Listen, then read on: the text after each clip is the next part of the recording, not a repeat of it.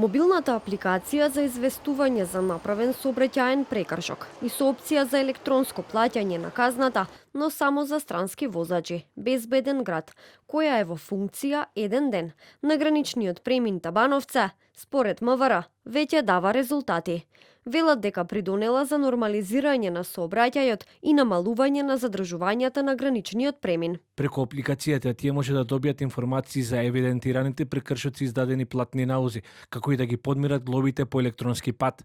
Министерството за внатрешни работи продолжува со преземање на сите потребни мерки за обезбедување на пречен проток на возила и патници преку граничните премини.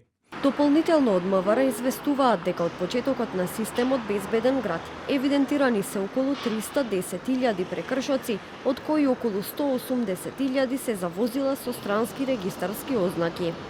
Во однос на прекршоците сторени од возила со странски регистарски ознаки, во период од почнување на функционирањето на системот Безбеден град, регистрирани се вкупно 180.378 прекршоци, додека во периодот од 19 август 2026 до 20 август 2026 година регистрирани се 5.514 прекршоци од возила со странски регистарски ознаки.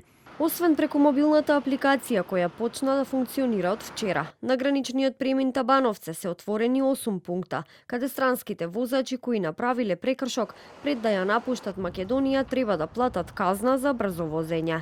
Телевизија 24 вчера направи обиколка низ Табановце.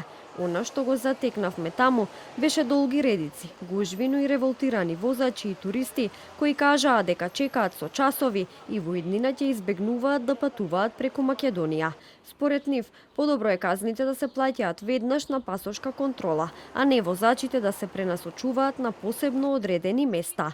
Системот за проверка на странските возачи на граничните премини функционира на тој начин што при излез од државата се проверува дали за неговата регистарска ознака постои претходно евидентиран сообраќаен прекршок. Доколку има неплатена казна, возачот се известува за прекршокот и се упатува на пунктот каде што може да ја регулира обврската. По хаосот што се создава на граничните премини, странските туристи најавија дека во иднина ќе ја избегнуваат Македонија и ќе патуваат преку Бугарија, но и таму веќе со години функционира сличен систем за евидентирање на сообраќајни прекршоци, а казните се поголеми.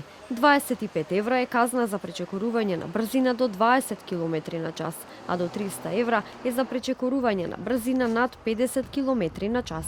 На граничниот премин Табановце вчера уапсен беше 35 годишен државјанин на Холандија, бидејќи бил уловен од системот Безбеден град дека возел со брзина од 168 км на час, на место каде максимално дозволена брзина изнесува 80 км на час.